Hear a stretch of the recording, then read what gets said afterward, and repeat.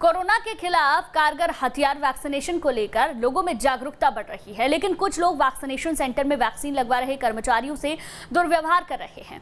ऐसा ही मामला गुना से सामने आया, जहां मानस भवन वैक्सीनेशन सेंटर में कुछ लोगों ने नर्सिंग स्टाफ से अभद्रता की।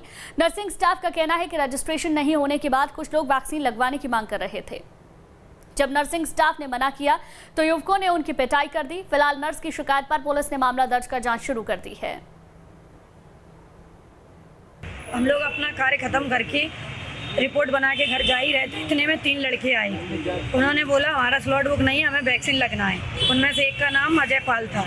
हमने मना किया तो बहुत ज़्यादा गंदी गंदी गालियाँ दी और हमने उन्हें वापस भेजा तो वो मुझे मारने के लिए आए और हमारे स्टाफ के जितने लोग भी आए बचाने उन सबको मारा। उनमें से एक लड़के के कान के पीछे बहुत ज़्यादा लगी हुई है। क्या नाम किसके लगी है, क्या नाम है उनका? राकेश रजक नाम है उस लड़के का। बहुत जोर से मारा है उसको। जितने भी लोग बीच में आए हैं सबको मारा है। कितने लोग थे? एक योगेश चौहान ऑन ड्यूटी थे, उन्हें भी मारा है। वहीं छत्तीसगढ़ विधानसभा के मानसून सत्र का आज आखिरी दिन है। सत्र के चौथे दिन भी सदन में पक्ष विपक्ष के बीच नोकझोंक हुई। गोबरधान जैसे तमाम मुद्दों पर विपक्ष ने सरकार से तीखे सवाल किए। शोर शराबे के बीच विपक्ष ने सदन से वॉकआउट भी किया। ऐसे में अब नजर सत्र के आखिरी दिन पर टिकी हुई है।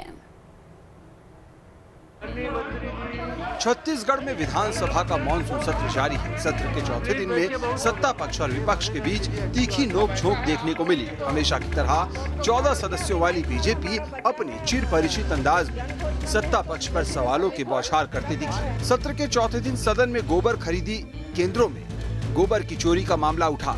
संतोषजनक जवाब नहीं मिलने पर विपक्ष का वॉकआउट हुआ। बढ़ते अपराध के आंकड़े भी सदन में गूंजे। विपक्ष ने स्थगन देकर अपराध पर चर्चा की मांग की। विपक्ष ने धान खरीदी में लूट का आरोप लगाया।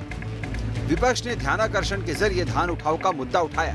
बीजेपी ने कांग्रेस नेताओं के खिलाफ विशेषाधिकार की सूचना दी। विधायक बृहस्पति सिंह और प्रदेश प्रभारी पीएल पुनिया के खिलाफ विशेषाधिकार हनन की सूचना दी। विपक्ष ने अंबेडकर हॉस्पिटल की व्यवस्था को लेकर भी सवाल उठाए। वहीं चंदूलाल चंद्राकर मेडिकल कॉलेज के अधिग्रहण पर भी पक्ष विपक्ष में नोकझोंक हुई। साथ ही प्रश्नकाल में पेंशन योजनाओं का मुद्दा भी उठाया गया। बहरहाल छत्तीसगढ़ विधानसभा के मानसून सत्र का अब महज एक दिन ही रह गया है। ऐसे में अब भी कई जरूरी काम पेंडिंग है। ऐसे में देखना होगा कि सत्र के आखिर दिन पेंडिंग काम निपट पाते हैं या फिर सत्र का आखिरी दिन भी रोज की तरह शोर शराबे का शिकार हो जाता है। Team news state.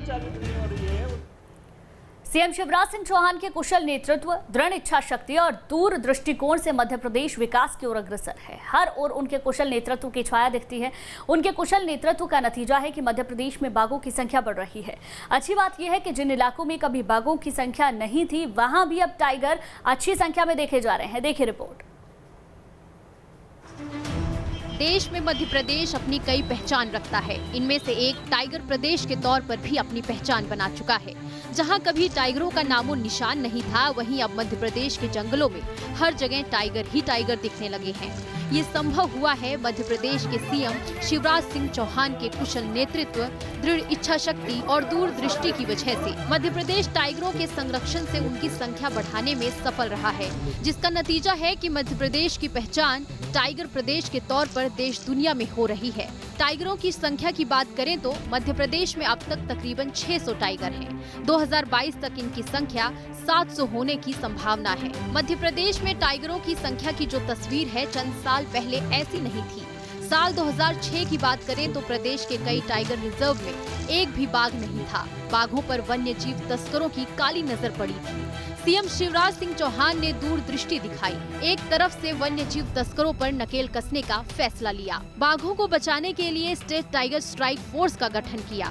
शिकारियों को पकड़ने के लिए डॉग स्क्वाड को शामिल किया, जिससे शिकार में कमी आई और आज नतीजे सबके सामने हैं। तो वहीं दूसरी तरफ बाघों की संख्या कैसे बढ़ाई जाए, इस पर फोकस किया। टाइगर के संरक्षण के साथ उनकी ट्रैकिंग भी की गई। पन्ना टाइगर रिजर्व में 2006 में जहां बाघों की संख्या 0 थी, आज की तारीख में पन्ना टाइगर रिजर्व में 90 के आसपास बाघ हैं। बालाघाट के जिन जंगलों में कभी नक्सलियों का अड्डा था, अब वहां बाघों का राज है। 6 साल पहले बालाघाट के जंगल में एक भी बाघ नहीं थे। अब बालाघाट के जंगल में 28 बाघ हो गए हैं। 2022 तक बाघों की संख्या 40 होने की संभावना है। ऐसा नहीं है कि सिर्फ बालाघाट में ही, बल्कि दूसरे इलाकों में भी बाघों का कुनबा बढ़ रहा है। आज बाघों की संख्या की जो तस्वीर है, वो सीएम शिवराज सिंह चौहान की दूरदृष्टि सोच का नतीजा है।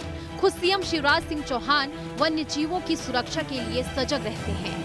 समय समय पर खुद टाइगर सफारी के लिए जाते हैं। वन्य कर्मियों के उत्साह को बढ़ाने के लिए उनके कामों को सराहते भी हैं। वाइल्ड लाइफ के बिना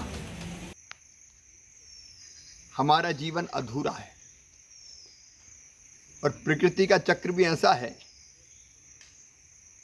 कि टाइगर के बिना भी सृष्टि नहीं चल सकती और इसलिए भौतिक प्रगति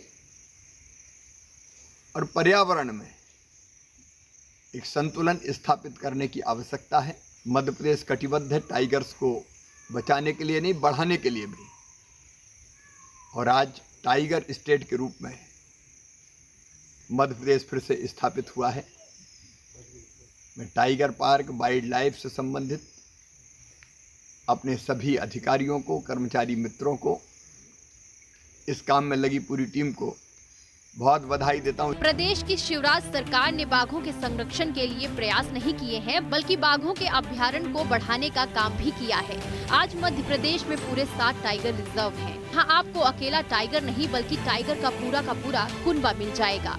यही कारण है कि मध्य प्रदेश को टाइगर स्टेट के तौर पर पहचान मिली है। इसका सारा श्रेय प्रदेश के मुखिया शिवराज सिंह चौहान को जाता है। मध्य प्रदेश अकेला ऐसा राज्य है जहां बिना संरक्षित इलाकों में भी बाघों की संख्या बढ़ रही है। इसका सबसे बड़ा उदाहरण भोपाल वन मंडल है।